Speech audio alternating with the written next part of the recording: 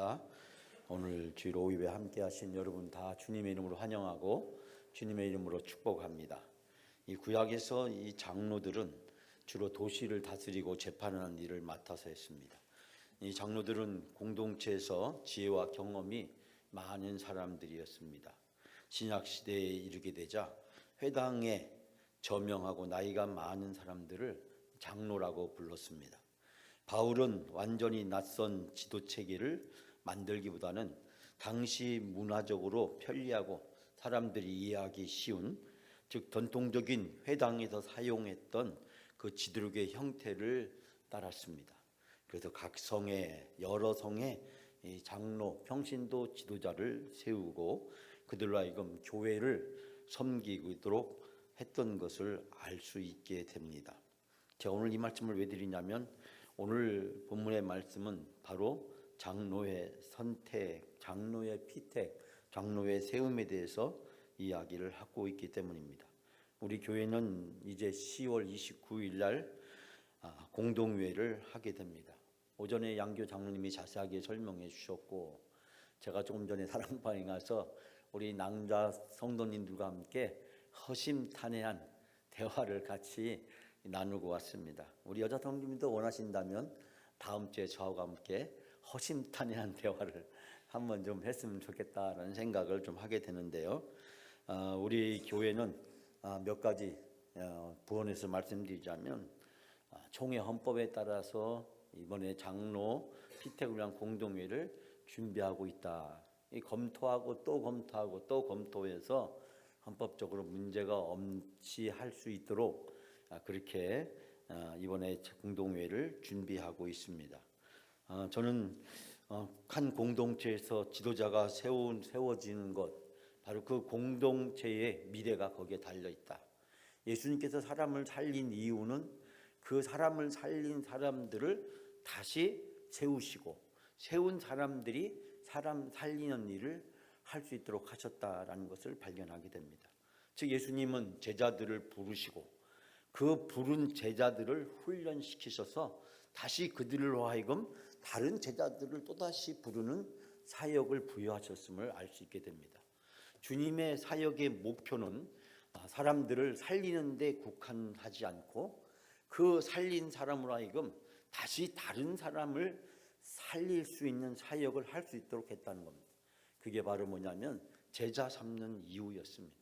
주님은 12제자와 그리고 120문도와 많은 사람들에게 선한 영향력을 끼쳤고 그들이 주님의 제자로 세움을 받을 수 있도록 하셨고 또 그들에게 성령을 보내주시고 성령의 능력에 힘입어서 그들이 제자의 사명을 감당하게 했고 그들로부터 또 다른 사람들이 일어나서 또 다른 사람들을 가르치는 일이 반복적으로 이어졌던 것을 보게 됩니다.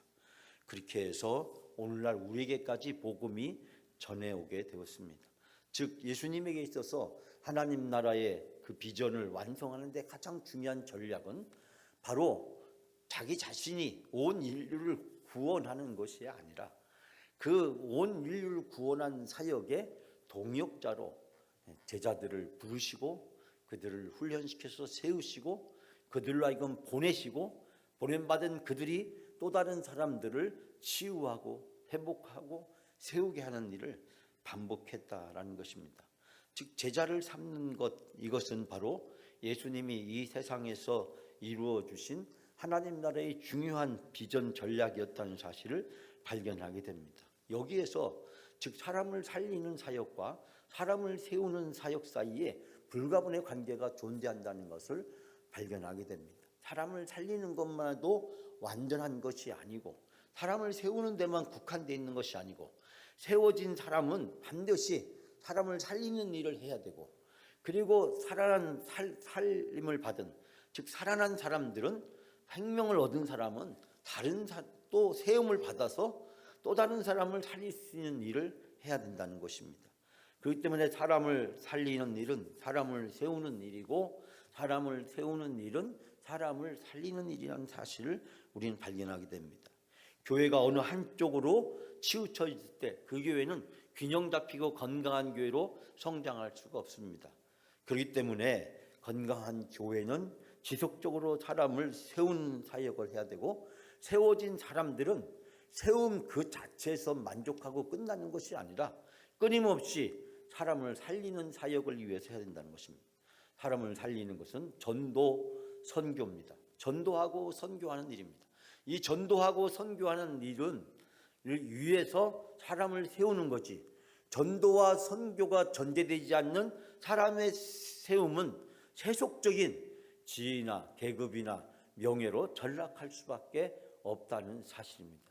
그렇기 때문에 사람을 살리고 사람을 세우는 것은 불가분한 관계에 있는 동시에 이 두 가지가 마치 교회에서는 마차의 두 바퀴처럼 함께 운행되어질 때 그 공동체는 건강한 공동체가 되고 그 공동체는 성장할 수 있다는 사실을 발견하게 됩니다. 이 초대교회에서 사도 바울은 바로 이 장로라고 하는 제도를 통해서 바로 사람을 세우는 역할을 했습니다. 즉 사도와 그리고 제자 이외에도 제도화된 교회 속에서 그 제도화된 교회의 체계를 유지하고 발전시켜 나가기 위해서 장로라고 하는 제도를 받아들였던 것을 보게 됩니다. 이 장로한 제도는 사도 바울이 고안한 것이 아니라 이미 이스라엘에게 있었던 것이고 회장에게 익숙하게 있었던 것이지만, 그러나 초대교회에서 이 직위는 다른 역할로 더 확장되고 쓰여져 있는 것을 보게 됩니다. 사도행전 11장에 보면 장로란 말이 처음으로 언급이 등장하고, 사도행전 14장에 보면 전도여행 중에 바나바와 함께 장로를 임명했다는 장면이 등장하고 있고, 또 사도행전 20장에 보면 이 장로를 감독자 혹은 수고하는 자라고 표현하기도 합니다. 주로 설교나 교훈이나 칠이나 훈련 등 교회의 여러 가지 일을 위해서 감당하게 했습니다. 이때 당시에는 칠이하는 장로나 가르친 장로가 오늘날처럼 구분되어 있지 않았기 때문에 이 장로의 역할은 교회에서 전방위적으로 모든 일을 감당하는 사역을 했어야만 했습니다. 오늘의 본문에 등장하는 디도, 오전에도 설명했지만 이 사람은 이방인 출신이었고 사도 바울의 충실한 동역자였습니다. 예루살렘뿐만 아니라 사방에 다니면서 많은 사역의 경험을 풍부하게 쌓았습니다. 그는 바로 그레데 교회의 이 책임자로 남겨졌고, 그에게 주어진 중요한 역할은 바로 평신도 지도자들을 세워서 그들을 하여금 이 광범위한 그레데 섬에 있는 여러 성도들을 돌보고 섬기는 일을 하게 하는 것이었습니다. 이때 당시에 이 그레데 섬에는 유대 영지주의 사상이 널리 퍼져 있었습니다. 그렇기 때문에 이 사도 바울의 입장에서 바로 이 유대교 영지주의자들과 이 잘못된 거짓 교사들로부터 이 그레데 섬에 있는 성도들을 올바로 양육하고 올바로 바로 세우고 그들을 영적으로 돌보는 일은 무엇보다도 중요한 일이었습니다. 이 일은 디도 혼자만 감당할 수 있는 일이 아니었다는 사실입니다. 그렇기 때문에 교회를 보호하고 올바른 신앙을 확립하기 위해서 디도에게 바로 평신도 지도자인 장로를 세워서 그 역할을 감당할 수 있도록 했다는 사실을 발견하게 됩니다. 자, 여러분, 오늘 짧은 본문의 말씀이지만 이 본문의 말씀에서 우리에게 주고 있는 사도 바울의 가르침은 무엇일까요? 자, 5절 말씀 우리 다 같이 먼저 함께 봉독합니다. 내가 너를 그레데에 남겨둔 이유는 남은 일을 정리하고 내가 명한 대로 각 성의 장로들을 세우게 하려 함이니. 아멘. 내가 그대를 그레데에 남겨둔 이유는 남은 일을 정리한다. 다 하지 못한 일들을 거기에서 이제 한다. 즉 사도 바울이 이 디도와 함께 그레데 섬에 있다가 이 사도 바울은 지금 그레데를 떠나는 상황이고 디도는 그곳에 남겨진 상황이었기 때문에 그 남겨두었던 이 그레데 섬의 일들을 마무리하고, 또 내가 명령한 대로 성읍마다 장로들을 세우려 함이니라. 성읍마다, 한 성이 아니라 그 여러 곳의 교회들, 그리스도 공동체의 장로들을 세우게 하려고 했다는 사실입니다. 어떤 성경에 보면 이 장로를 교회의 원로라고도 번역하기도 하고 있는 것을 보게 됩니다. 이 거짓 영지주자들의 심각한 영적 위협은 당시 그레데교회를 심각한 혼란 상태에 빠질 수 있는 위협이었습니다. 그렇기 때문에 이 위협으로부터 어떻게 하면 이 그레데교회를 잘 지켜내고 그레데교회의 믿음이 건강하게 성장할 수 있도록 도울 수 있는가라고 하는 것은 사도 바울이 디도에게 남겨진 중요한 목회적 과제이기도 했습니다. 자, 그러면서 15절 이하의 1장 그 다음 절 말씀부터는 우리에게 구체적으로 함께 장로의 역할에 대해서 구체적으로 소개하고 있습니다. 근데 사실은 이 말씀은 디모데전서 3장에 나와 있는 말씀과 유사한 말씀이라는 사실을 발견할 수 있게 됩니다. 우리가 여기서 반드시 기억해야 될 것이 있다면 모든 직분자는 하나님이 세운다는 것입니다. 사람이 세우는 것이 아닙니다. 내가 투표했기 때문에 내가 세웠다, 내가 뽑아줬다 라고 생각하면 안 된다는 것입니다. 이것을 위해서 우리는 2주 동안 집중적으로 기도합니다. 한 주 전에 기도하면서 장로 후보자들이 지원할 수 있도록 하고, 그리고 한 주 동안 기도하면서 면접을 끝내고 공개된 장로 후보자들을 이름을 놓고 한 주 동안 집중적으로 기도한 후에 10월 29일 날 우리가 공동회의를 하게 되는 것입니다. 그러니까 10월 20일 날, 21일 날, 금요일 날, 토요일 날 이틀 동안 장로 후보자에 대한 면접을 진행합니다. 그리고 22일 주일에 장로 후보자 명단을 공개합니다. 그리고 한 주 동안 기도하고 한 다음에 다시 한 주 동안 기도한 다음에 그리고 10월 29일 날 12시에 1, 2부 연합 예배를 마친 시간부터 시작을 해서 1차에서 3차까지 2차로 끝날 수도 있겠지만 1차에서 3차까지 정해진 헌법에 따라서 장로 피택을 위한 선거를 하게 됩니다. 이 근본적인 차이는 과거에 했던 장로의 피택과 무엇이 다르냐면 그것은 당회가 이 장로의 피택의 과정에 있어서 지원자들을 심의하고 면접하고 추천한다는 사실입니다. 과거에는 여러분이 무기명을 투표했기 때문에 그 장로 후보자들에 대한 검증이 사실은 없었습니다.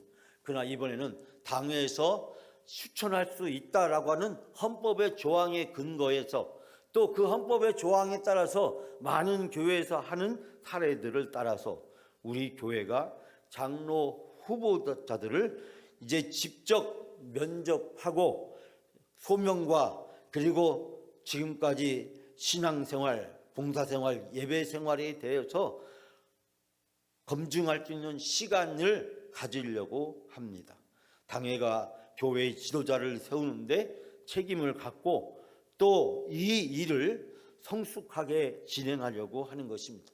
그렇기 때문에 우리는 2주 동안 연속적인 기도를 통해서 장로 후보자로 사람들이 지원할 수 있도록 추천해 주셔야 되고 또 추천된 그 장로 후보자를 놓고 기도하면서 하나님이 세우시는 귀한 하나님의 직분자가 될 수 있도록 우리는 공동회의를 준비해 나가려고 합니다.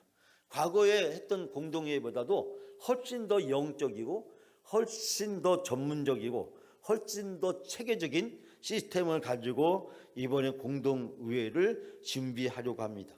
이 일 위해서 여러분들이 해줘야 될 중요한 일은 첫 번째로 기도해 주는 일입니다. 기도를 많이 해 주셔야 돼요. 기도를 많이 해 주셔야 돼요.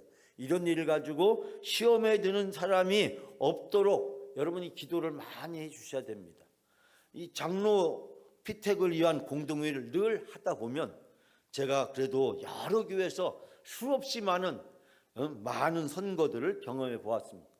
우리 대부분의 성도님들은 영광께서 했던 것밖에 모르시지만 저는 뭐 몇만 명 되는 명성교회, 몇천 명 되는 수일에 있던 교회, 또 몇백 명이 있던 교회, 대전에도 뭐 제가 선창교회, 인동교회, 문창교회, 대전 영락교회에서 제가 또 성남교회에서 제가 목회를 했었기 때문에 그 여러 교회에서 이루어지고 있는 수많은 공동의회, 황돈직 피택의 선거들을 지켜보면서 참 느껴진 것이 많이 있었습니다. 제가 보기에는 많은 교회들이 이 귀한 이 항존직 피택을 두고 기도할 수 있는 시간을 충분히 갖지 않는다는 것입니다. 그것을 제가 많은 교회에서 안타깝게 보아왔습니다. 제가 이번에 공동회의를 준비를 하면서 특별히 이 60년 전으로 우리가 안수집사 권사 피택을 위한 공동회의를 하고 또 피택을 했습니다. 그리고 장로 피택을 위한 선출을 위한 공동회의를 준비한 과정에서 제가 느껴진 것은 더 많이 기도해야겠다. 그래서 지난번에 권사 안수집사 때는 일주일만 기도했는데 이번 2주 동안 기도하는 이유는 바로 여기에 있습니다. 이 일을 통해서 우리가 영적으로 더 성장하고 이 일을 통해서 시험에 드는 성도가 없게 되기를 간절히 바라는 것입니다. 많은 분들이 염려를 하십니다. 장로 선거 때문에 실족하는 사람이 있으면 어떻게 하나 그런 걱정을 많이 하십니다. 다른 교회의 사례들을 종합적으로 말씀드리자면 한 번에 장로 선거에 나와서 되는 사람은 없습니다. 보통 2번, 3번 떨어지고 두 번째 되는 분, 세 번째 되는 분이지 한 번에 장로 선거에 나와서 되는 분은 없습니다. 떨어지는 것이 당연합니다. 떨어졌다고 상처받는다, 떨어졌다고 해서 교회를 떠난다, 그분의 믿음의 그릇이 그 정도밖에 되지 않는 것이고 그분은 장로로 피택되지 않는 것이 천만 다행이기 때문에 하나님께서 그분으로 하여금 새로운 훈련의 기회를 주신다라고 생각합니다. 제가 몇몇 교회에서는 정말 이 항존직 선거에서 떨어져서 다른 교회로 가신 분들이 있습니다. 제가 그럴 때마다 정말 안타까움을 참 느꼈습니다. 저분이 저 항존직이 되기 위해서 지금까지 신앙생활 한 것이 아닌데, 지금까지 교회에서 봉사한 것이 아닌데 마치 그 항존직의 그 대가를 바라고 지금까지 신앙생활을 했던 건가? 봉사했던 건가? 그러면서 오랫동안 같이 함께 동역하고 일했던 그 감격과 기쁨을 잃어버린 모습을 보아왔습니다. 그러므로 마찬가지 이번에도 떨어진 분이 분명히 나올 것입니다. 그러나 그 떨어졌다고 해서 그 사람이 믿음이 없거나 그 사람이 부족하다는 것이 아닙니다. 하나님은 그 사람에게 더 좋은 기회를 주시기 위해서 이번 기회가 아니라 다음 기회 아니면 다른 사역을 그 사람에게 감당하게 하실 줄 믿습니다. 우리가 그 믿음을 가져야 됩니다. 떨어지면 어떻게 하나 그 걱정과 근심을 우리는 기도로 하나님께 나아가야 될 줄 믿습니다. 모든 직분자는 하나님이 세우시는 것입니다. 사람이 세우는 것이 아닙니다. 내가 투표했다고, 내가 찍어줬다고, 내 힘으로, 내 방법으로 됐다고 생각해서는 안 됩니다. 그건 교회 바깥에서 세속적인 지위를 놓고 하는 모든 선거라는 사실을 우리는 기억해야 됩니다. 제가 오늘 드리고 싶은 3가지 말씀 중에 첫 번째 말씀은 모든 직분자는 하나님이 세우신다라는 것을 여러분이 꼭 기억해 주시기 바랍니다. 그러므로 돼도 하나님의 뜻이고 안 돼도 하나님의 뜻이라는 것입니다. 제가 서울에 있던 저희 교구의 남성부역 회장님을 노원구청 과장을 노원구청을 비롯해서 서울의 강북구 근처에 있는 노원구에 있는 여러 공무원을 30몇 년을 하시고 정년 퇴직하셨습니다. 자, 그분이 제가 남성구역 회장을 통해서 열심히 봉사하고 헌신했습니다. 그리고 많은 분들이 그분이 장로가 되야 된다고 생각을 했습니다. 그리고 장로 선거가 있었습니다. 그런데 막상 개표를 하고 났는데 놀라운 일이 생겼습니다. 모두가 다 깜짝 놀랐습니다. 한 표 차이로 안 됐어요. 한 표 차이로. 그분의 친구들, 그분의 후배들 장로들이 다 그분에게 전화 걸어서 집사님, 재개표 요구하세요. 개표가 잘못될 수도 있잖아요. 재개표를 요구하세요. 분명히 재개표하면 반드시 될 겁니다. 그 집사님 저에게 전화가 걸어왔습니다. 목사님, 이 상황에서 어떻게 하면 좋겠습니까? 제가 그 집사님에게 집사님, 지금 시간이 있으니까 지금 당장 결정하지 마시고 며칠 기도해 보시죠. 다음 주일까지 시간이 있으니까. 그러니까 집사님 기도해 보시죠. 그 다음날 그 집사님에게 전화가 왔어요. 목사님, 제가 안 된 것은 하나님의 뜻입니다. 제가 안 된 것은 하나님의 뜻입니다. 모든 많은 장로들은 나한테 전화 걸어서 재개표하라고, 그럼 반드시 될 거라고. 그 반드시 된다는 말이 무슨 뜻인지 모르겠지만 하여간 그분들은 된다고, 지금까지 투표하다 보면은 실수가 종종 많이 생겼다고. 그런데 그분은 하나님의 뜻이다. 제가 여기서 드리신 말씀은 장로가 되든 안 되든 다 하나님의 뜻인 줄 믿습니다. 우리 교회에서 모든 지도자는 하나님이 세우시는 일인 줄 믿습니다. 우리 모든 주어진 사역은 하나님이 주시는 것이고 하나님이 세우시는 것이고 하나님의 일을 위하여, 하나님의 영광을 위하여 우리에게 주어진 일인 줄 믿습니다. 하나님이 세우신다. 이 분명한 신앙 고백을 여러분이 가지시고 여러분도 기도하시면서 나를 통해서 하나님이 역사할 수 있도록 해야 됩니다. 내가 좋아하는 사람, 내가 가까운 사람, 나한테 잘해준 사람, 내 마음에 드는 사람, 그 사람이 장로가 된다는 생각을 말끔히 내려놓으셔야 됩니다. 하나님이 어떤 사람을 필요할까? 하나님은 어떤 사람을 데리고 일하기를 원하실까? 우리 교회에 하나님이 데리고 하나님이 쓰시고자 하는 사람은 어떤 사람일까? 거기에 초점을 맞추어서 기도하면서 하나님의 응답 가운데 공동회를 해야 될 줄 믿습니다. 자, 두 번째 말씀은 장로들이 갖고 있지 않아야 될 성품에 대해서 소개를 합니다. 자, 6절 7절 말씀 다 같이 함께 봉독합니다. 책망할 것이 없고 한 아내의 남편이며 방탕하다가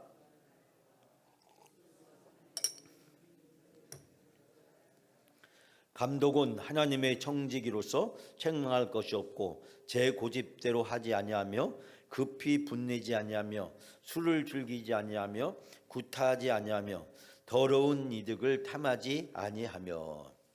여기서는 장로 지도자로 세움을 받아야 될 사람들이 가져서는 안 되는 성품에 대해서 이야기하고 있습니다. 이 말을 다시 제가 다른 성경을 읽어드립니다. 장로는 흠잡을 데가 없어야 하며 한 아내의 남편이라야 하며 그 자녀가 신자라야 하며 방탕하다가 비난이나 순종하지 않는다는 비난을 받지 않아야 된다. 사실 감독은 하나님의 청지기로서 흠잡을 데가 없으며 자기 고집대로 하지 않으며 쉽게 성내지 아니하며 술을 즐기지 아니하며 폭행하지 아니하며 부당한 이득을 탐하지 않아야 됩니다.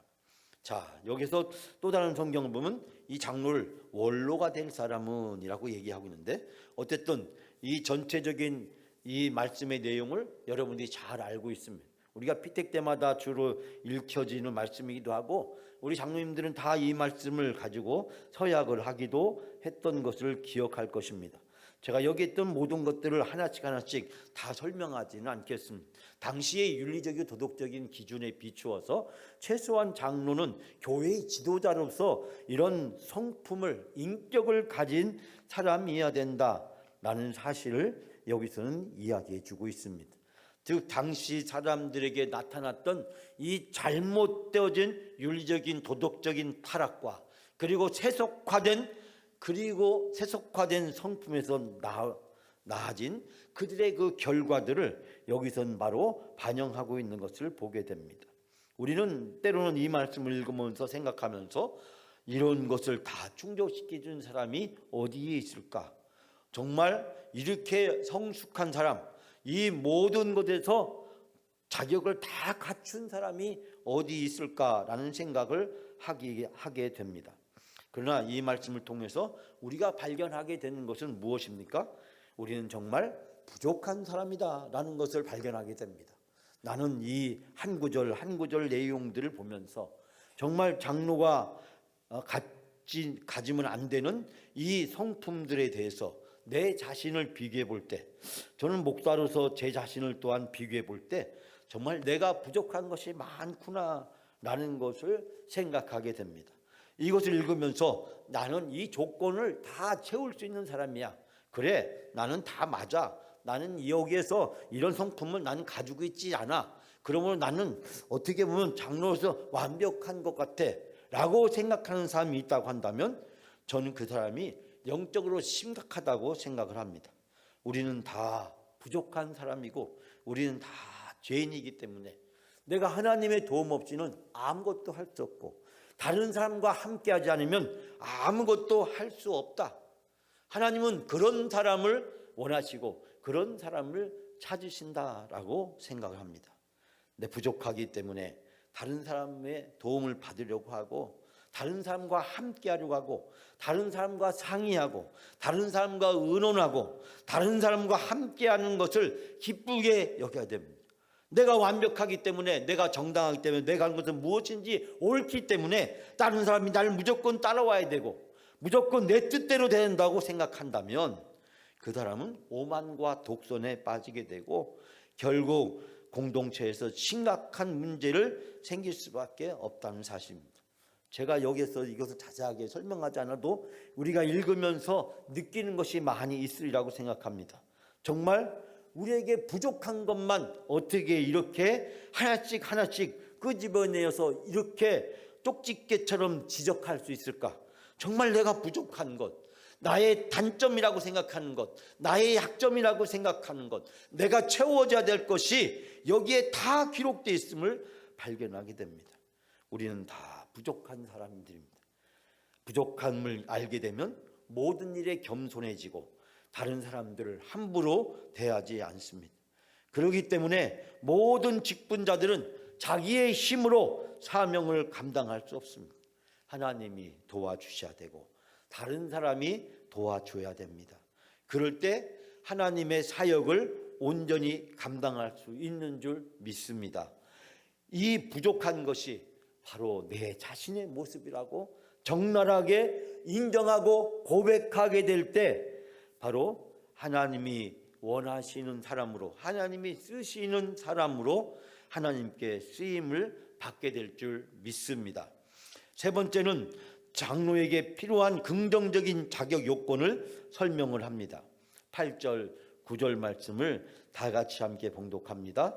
오직 나그네를 대접하며 선행을 좋아하며 신중하며 의로우며 거룩하며 절제하며 미쁜 말씀의 가르침을 그대로 지켜야 하리니 이는 능히 바른 교훈으로 권면하고 거슬려 말하는 자들을 책망하게 하려 함이니라. 아멘. 오히려 그는 손님을 잘 대접하며 선행을 좋아하며 신중하며 의로우며 경건하며 자제력이 있으며 신실한 말씀의 가르침을 굳게 지켜야 합니다. 그가 건전한 교훈으로 권면하고 반대자들을 책망할 수 있어야 합니다. 라는 말씀의 뜻입니다. 자, 이 말씀도 제가 여러분에게 하나씩 설명하지 않아도 여러분이 이 말씀이 무엇을 의미하는지 잘 알 것입니다. 좋은 인격과 성품을 갖추고 있어야 된다라는 말씀을 사실은 이 구절에서 이야기를 하고 있습니다. 당신은 오늘날과 다른 사회 문화적 환경 속에 있었습니다. 1세기 전후의 그 상황은 오늘날보다도 윤리적이고 도덕적으로 더 심각한 상황이었고 헬레니즘의 문화, 그리스의 그 여러 가지 철학과 그 종교들이 이 그레데 섬을 중심으로 많은 영향을 끼치고 있었습니다. 그래서 이 그레데 사람들의 대부분은 다 그 헬라의 잡다스러운 철학 사상과 그리고 종교들에 대해서 영향을 받아서 그들이 휘둘르고 있었다는 사실을 알게 됩니다. 그렇기 때문에 그레데 사람들은 그리스의 신들을 숭배하고도 있었습니다. 그런 영적으로 혼란하고 타락한 상황에서 또 도덕적이고 윤리적으로 건강하지 못한 혼잡한 상황 속에서 장로는 그 누구보다도 훌륭한 인격과 성품을 갖춘 사람이어야 된다는 사실을 이야기를 하고 있습니다. 저는 이 말씀들을 읽어보면서 제가 느껴지는 것은 세 가지인데요. 첫 번째는 상식적이어야 된다. 누가 보더라도 상식적인 사람이 되어야 된다. 또 무엇보다도 신앙적, 믿음이 있는 사람이 되어야 된다. 믿음이 있는 사람이 되어야 된다. 세 번째는 헌신적이어야 된다. 우리가 자기에게 주어진 일에 최선을 다해서 충성할 수 있는 사람이어야 된다. 상식적이고 신앙적이고 헌신적인 사람이 바로 하나님께서 원하시는 좋은 성품을 가진 사람이다.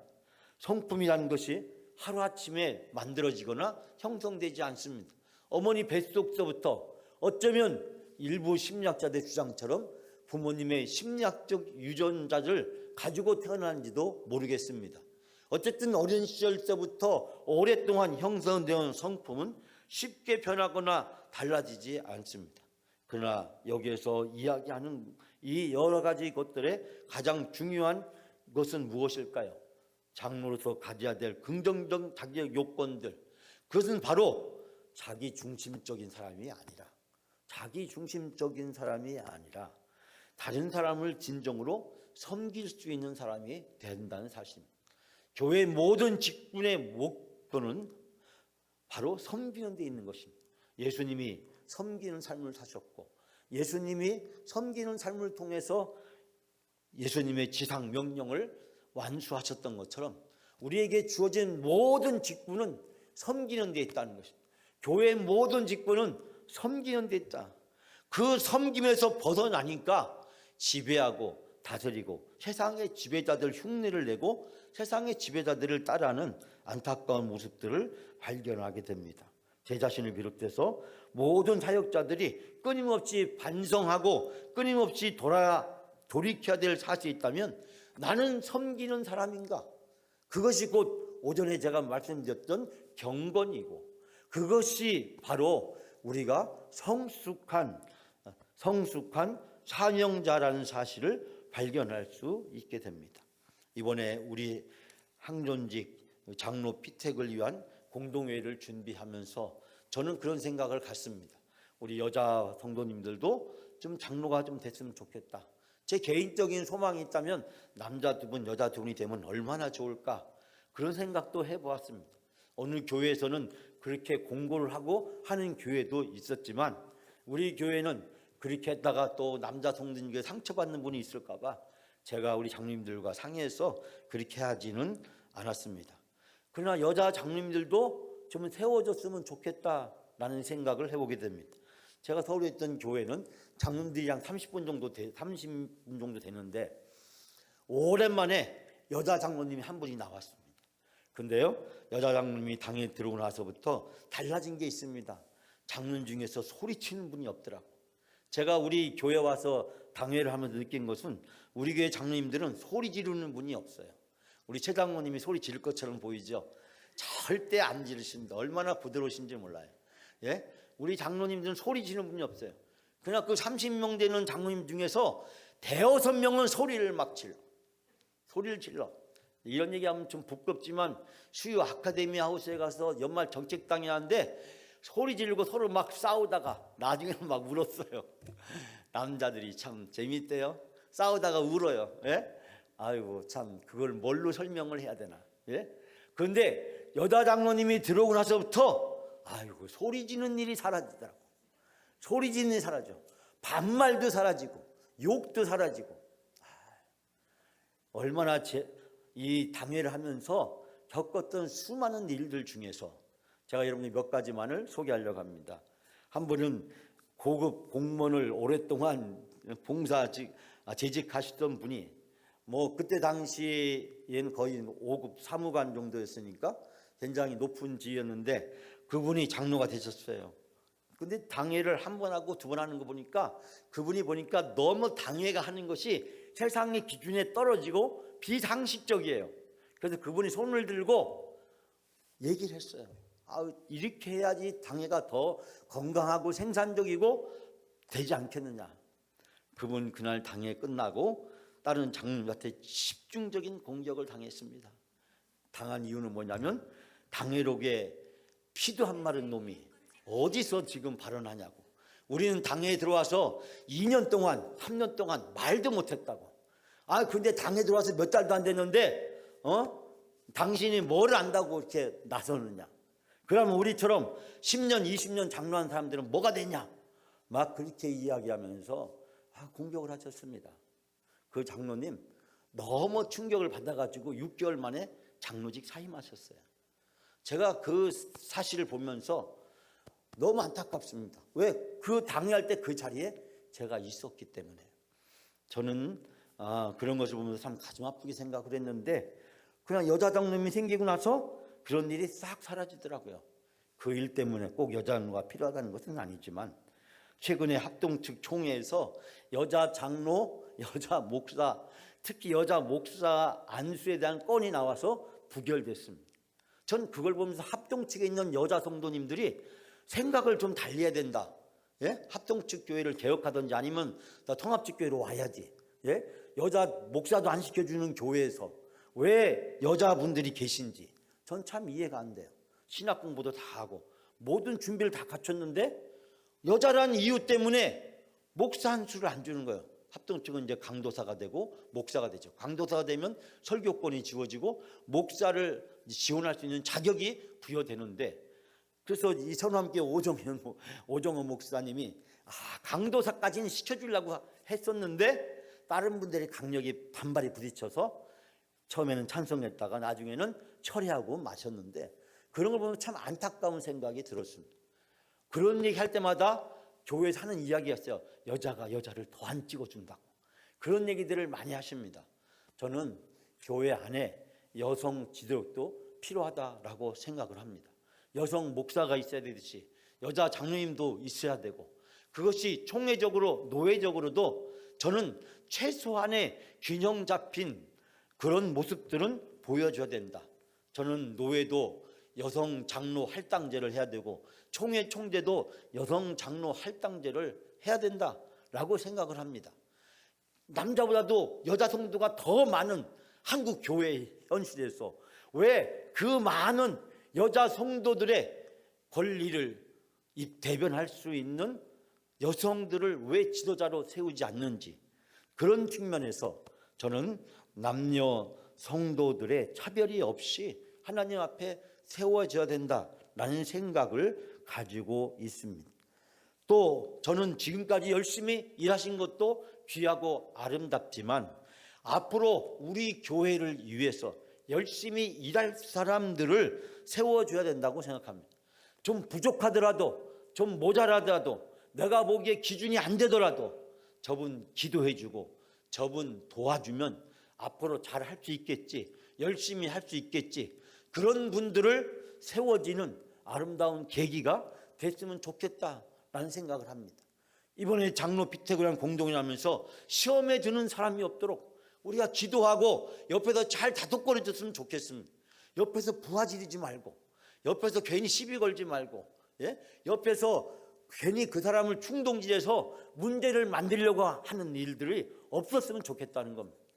아니, 한 표 차이로 안 됐는데 모든 장로님들이나 집사님 전화 걸어가지고 제 개표를 요청하라고 그랬을 때 그 모든 것들을 단순히 다 거절하고 하나님의 뜻이라고 받아들였던 그 집사님의 믿음이 저는 참으로 존경스럽고, 어떻게 보면 장로가 되었던 많은 사람들보다 그분의 믿음이 저에게 훌륭하게 보이는 이유는 무엇일까요? 부족하더라도 내가 보기에는 저 양반이, 저분이 아직은 아닐 것처럼 보여도 하나님이 원하시면, 하나님께서 만들어 주시면, 하나님께서 붙잡아 주시면 저분이 장로로서 사역을 잘 감당할 수 있겠다라는 분들이 세워져서 일을 할 수 있도록 그런 계기가 만들어졌으면 좋겠습니다. 전 네 분의 장로님이 다 이번에 피택이 됐으면 좋겠습니다. 우리 교회가 어려움이 겪기 직전에 우리 장로님 숫자가 8이었습니다. 저는 그래서 8이 됐으면 좋겠습니다. 그래서 우리 교회가 그 이전의 모습으로 하나씩 하나씩 회복되어지고 건강한 교회로 설 수 있는 계기가 되어졌으면 좋겠습니다.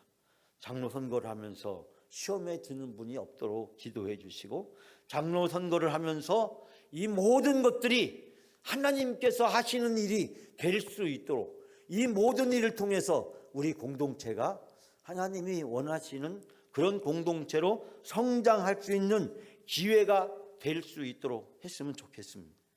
그렇기 때문에 믿음이 있는 사람이, 은혜가 있는 사람이, 섬길 수 있는 사람이 바로 장로로 세워질 수 있도록 여러분께서 기도해 주시고 이 모든 과정에 함께 해주시기 바랍니다. 이번 공동회가 축제가 되고 잔치가 되고 덕담이 될 수 있도록, 떨어지는 사람도 은혜고 되는 사람은 더 큰 은혜고, 그래서 다 같이 이 공동회의 과정을 영적으로, 믿음의 과정으로 하나님이 주시는 귀한 영적인 잔치로 받아들일 수 있도록 여러분께서 기도해 주시고, 무슨 말씀을 하실 때마다 조심해서 말씀해 주시고, 또 많은 분들이 장로 후보에 지원할 수 있도록 적극적으로 추천해 주시고, 좋은 말만, 덕담만 하시고, 부족한 거, 모자란 거, 연약하고 흠이 있는 거, 그것은 기도로 덮어주시고 믿음으로 덮어주시고 사랑으로 덮어주셔서 하나님께서 그 부족하고 모자란 거 하나님이 해결하시도록 하나님께 맡겨두고, 하나님께서 그분을 통해서 일하실 수 있도록 이번 공동회가 그렇게 아름답게 쓰여지는 성숙한 우리 영광교회가 될 수 있도록 여러분이 다 같이 함께해 주실 줄 믿습니다.